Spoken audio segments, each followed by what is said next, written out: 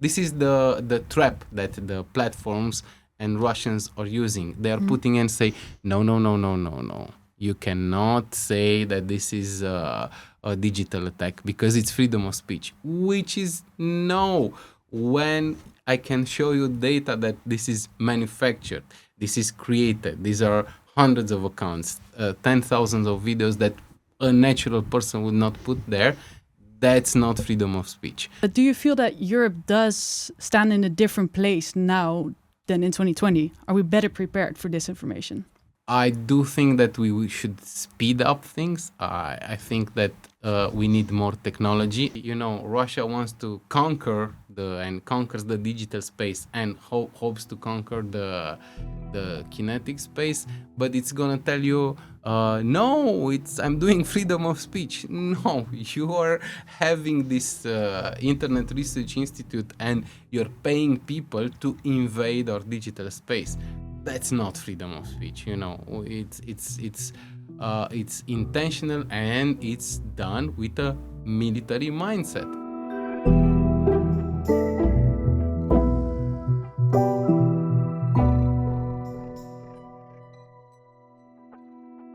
Persecution, corruption, and even murder. In this summer series, we look at some jaw-dropping investigations done by journalists across Europe. What do their stories reveal about the state of European democracy? And what impact did they have on society and on the journalists themselves? This is a podcast by the investigative newsroom Follow the Money. I'm your host, Emma de Chatinier, and I'm joined by Lise Witteman, founder of Follow the Money's Brussels desk and my co-host for the summer. Europe has been flooded with disinformation over the past decade, from false stories about Ukrainian refugees to campaigns telling voters that the EU threatens their way of life. Romanian journalist Attila Biro wanted to go beyond investigating these individual false claims. His newsroom, Context.ro, built a mechanism to expose entire networks behind this disinformation. Attila joins us today to talk about how we uncovered attempts to manipulate elections and even traced some of those operations back to the Kremlin.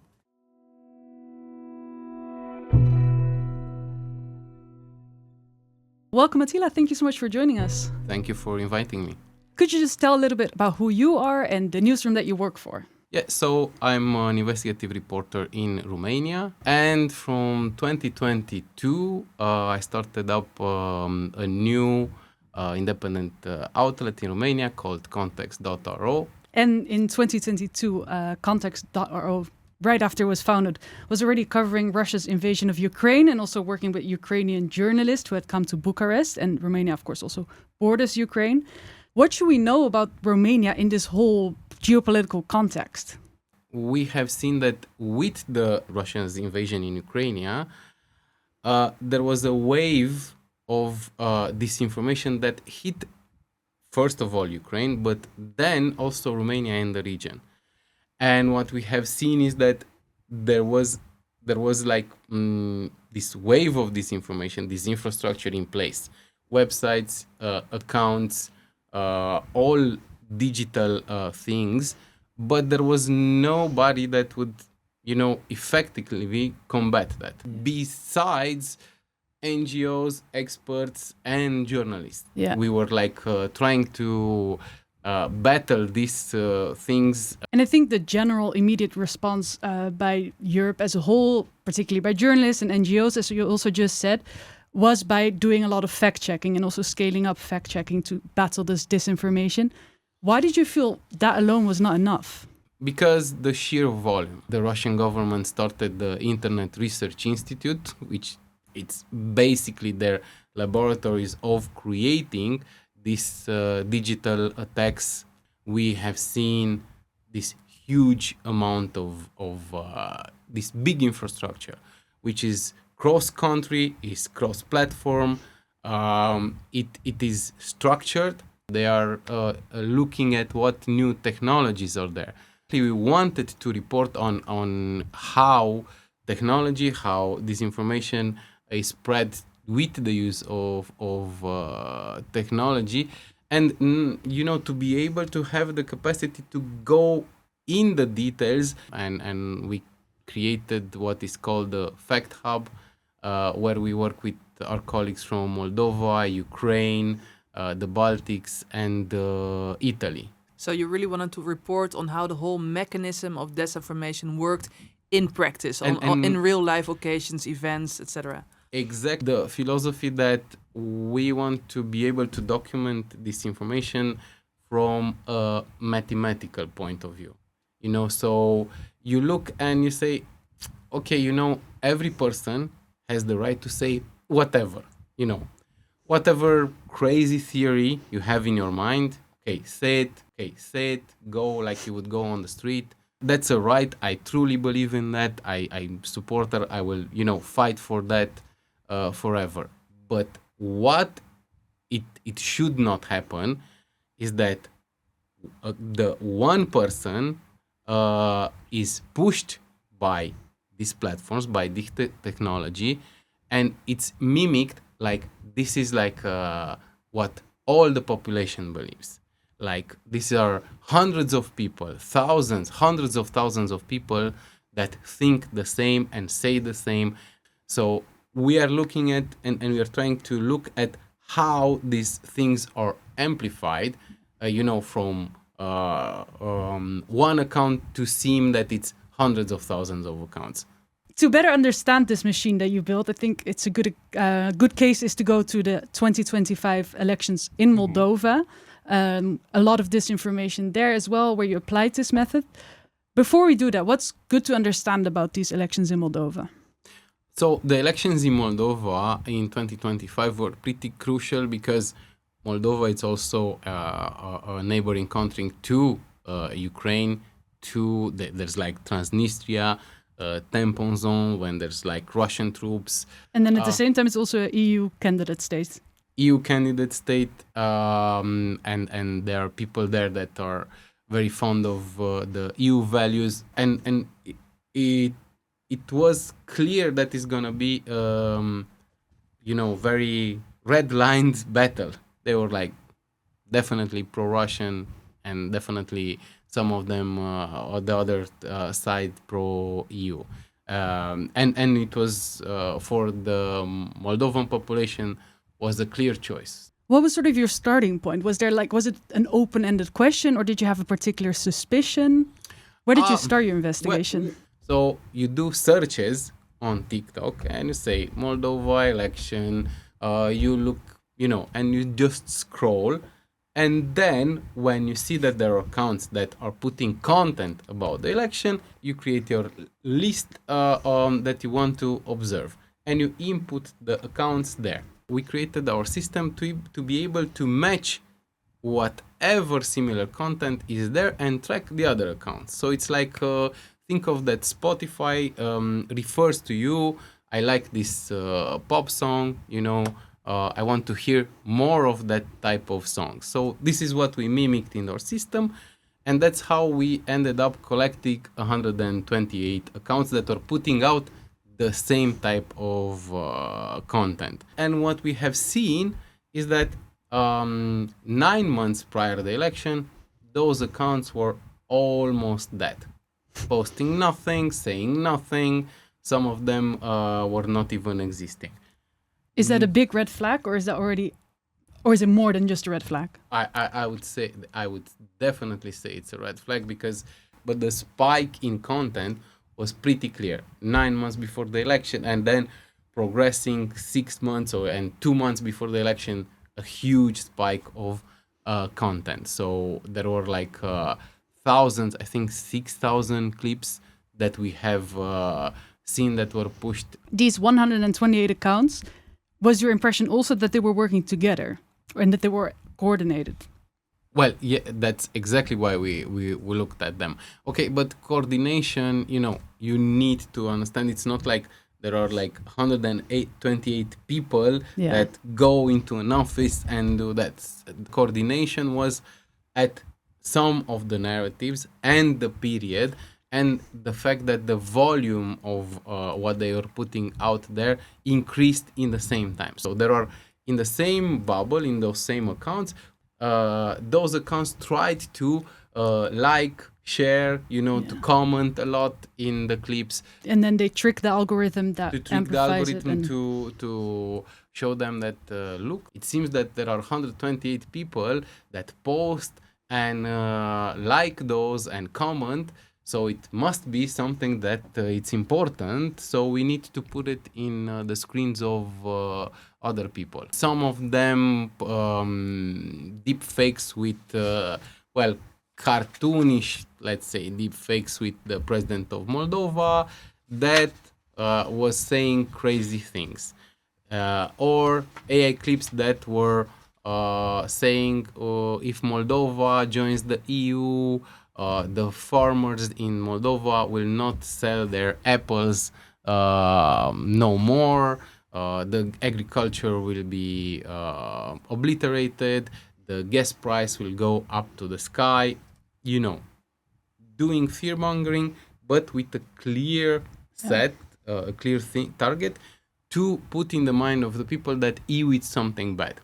And were those always anti-EU scripts, or did you also see anti-Russian discontent? No, there was not. With this whole attack, what did an ordinary Moldovan TikTok user end up seeing in their feed if they were in this algorithm? This is very important, because you would constantly see a thing, a narrative, a piece of content saying that if you're an Orthodox, you cannot profess your belief now. You cannot be an Orthodox in your own country, because Orthodoxy is under attack in Republic of Moldova, that the Western forces want to crush Orthodoxy. It's important for us because in the region, our countries are mainly Orthodox. This is a core thing for the people. This is the dividing thing. So this is a direct attack on our people in Ukraine, in Moldova, in Romania. And this is intentionally done by the Russian state. They knew that this is gonna be viral. They created those very emotional with people screaming and things like that. That was put all over the place. This is a recipe used again and again and again. And I'm guessing then the comments are also super important, because that's where sort of like the real and the fake start to overlap as well. That was what you could see in the sections of comments, exactly as mentioned. Sleuths of accounts saying Orthodoxy is under attack. This is happening. This is gonna happen again and again. And those were boosted. There was a special thing that happened for that specific, because you would see it from Telegram to Facebook to TikTok through the offline newspaper that was printed. Oh, that's also very interesting. Very old-fashioned suddenly to print a newspaper, and so was this spread, this like little newspaper all over the city, well, not in the urban area, more in the rural one. So they would go. They would have like a preferred area, and they would print this newspaper called Salt and Light. And what did you learn about the operation behind this disinformation campaign? It was spread anonymously. There is the newsroom of Salt and Light. So there's nothing like that. What there were like a lot of Telegram groups and TikTok channels called like that, Salt and Light. And this was a big operation that we tracked. What we are able to establish is that those groups and people in those groups and this narrative was spread on Telegram by people that ultimately were paid by the network handled by this Moldovan oligarch, Ilan Shor.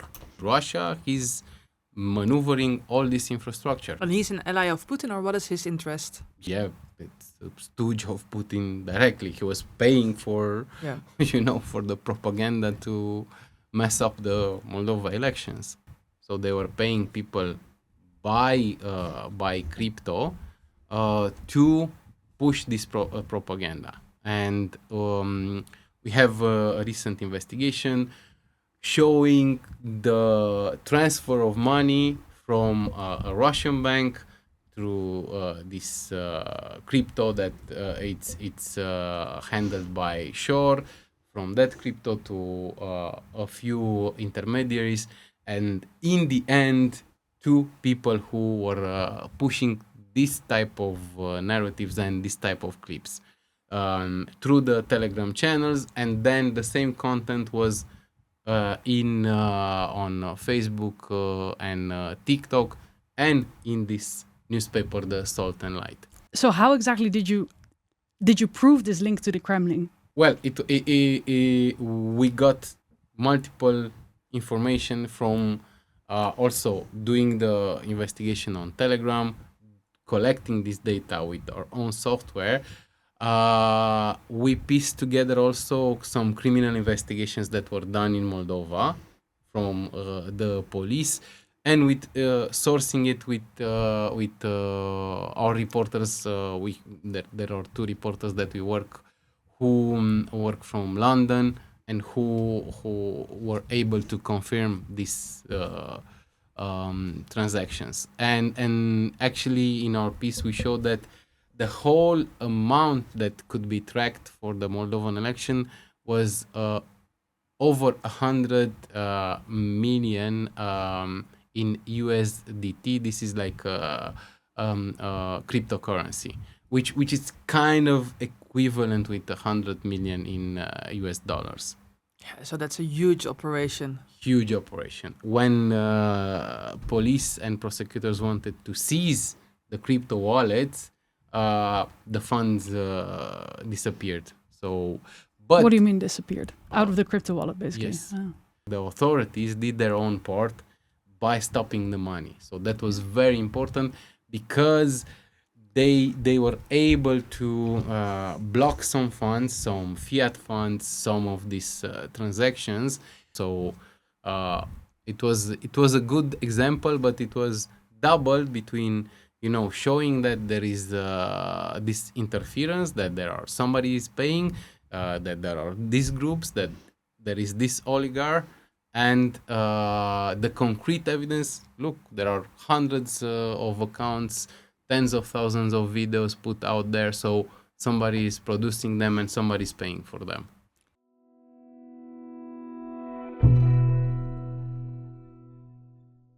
You had your investigation, you showed the results, and it was in time before the elections, and therefore the public was informed. How did you do that? How did you make sure that indeed that your information was spread? Yeah, that's a great question, because we actually did a plan where we devised, let's say, a bit of a campaign. So what we did is that we created, let's say, 3 big categories of content. Then also on the ground reporting, just talking with people, doing videos, doing interviews with real people in Republic of Moldova. There were some of the colleagues, they went into the Transnistria area and did reports there to see what's the feeling in that area. Because that's an area that Russia also claims, right? And they control, and the votes in the past came from there, you know. And then what we did a bunch of interviews with well-known people in Moldova, like pop singers, like, how they perceive it, how they explain it, why do they think it's important for the public to be aware of this. Created like multiple layers of content to reach people.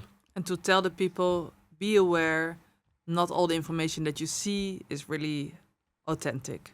And look at how that is reaching you. Look at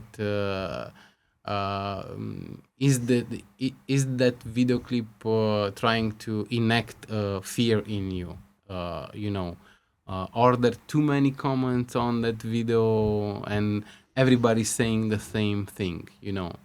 Election day in 2025. Can you tell us how you experienced that, the Moldovan elections? It was pretty intense for us because we were rolling out all this material, and we had our team, everybody was on the field. We were doing like live coverage.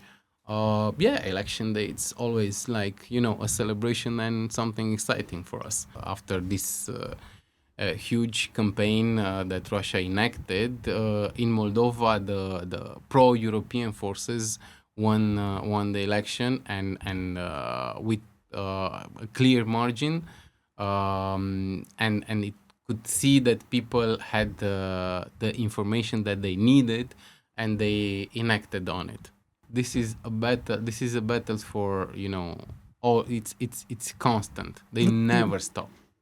I can tell you that now in each of our countries there is a river of disinformation that it's flowing. I feel that the way you're speaking, I feel like you're also trying to shake Europe up, to wake up Europeans. Do you feel that's still necessary? Yeah, definitely. I mean, when do you feel that mostly?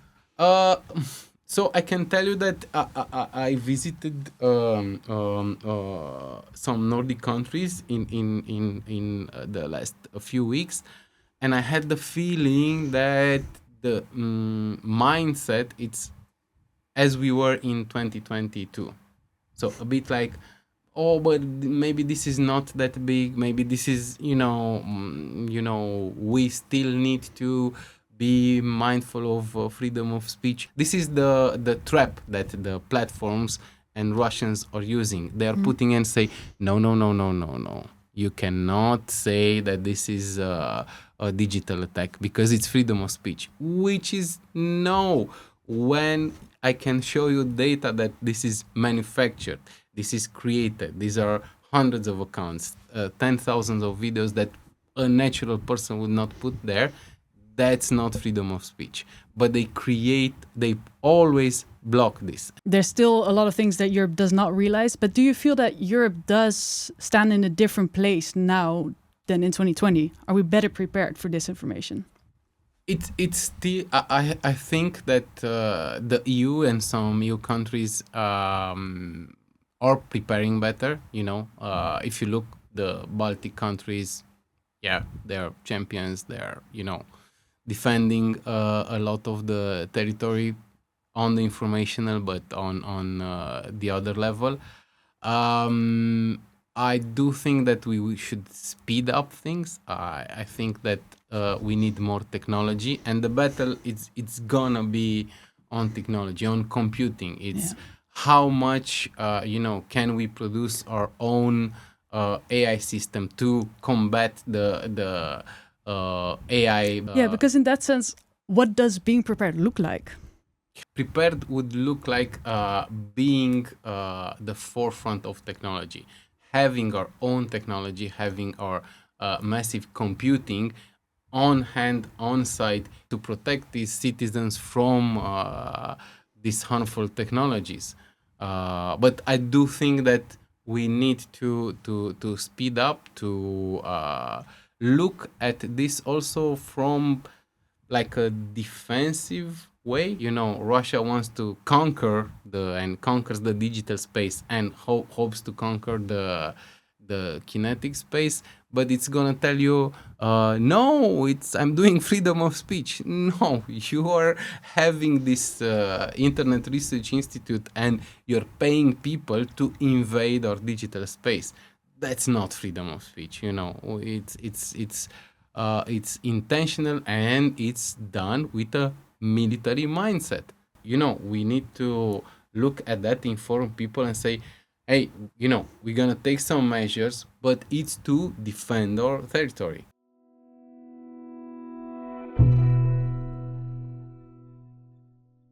Thank you so much for joining us today, Attila, and thank you very much for this very interesting conversation. Thank you. And Lisa and I will be back soon for another episode.